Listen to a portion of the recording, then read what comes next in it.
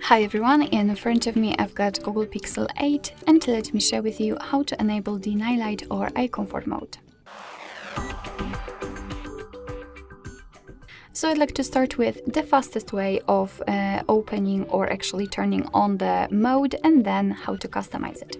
So all we have to do right now is to unroll the top bar. Let's unroll it fully to open all of those icons. And here we have to find the proper icon, which is eye comfort mode. And as you can see, in my case, it is not available right here. No worries. Of course, basically, if you will start with customization, so the second part of the video, it will immediately and automatically appear right here. If not, if you want to start with this option, you have to simply tap on this edit icon, then find the eye comfort mode, which is right here. So the eye comfort mode is called the night light.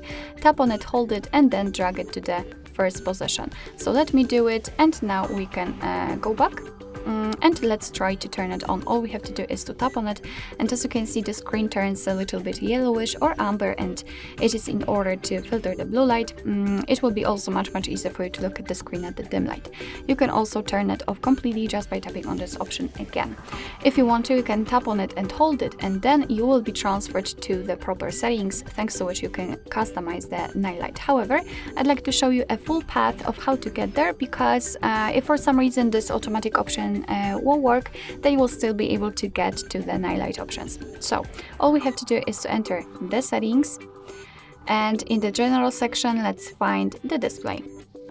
Now let's find the night light. And of course, you can turn it on and off by using the switcher here, and simply tap on the option to customize it. Firstly, we've got the intensity switcher. By going to the left, we can make it cooler, and by going to the right, much warmer. It's almost orangish. We can also, of course, set the intensity just like you want to. We've got also the schedule option. The none is a manual option, so we have to manually turn on and off this option.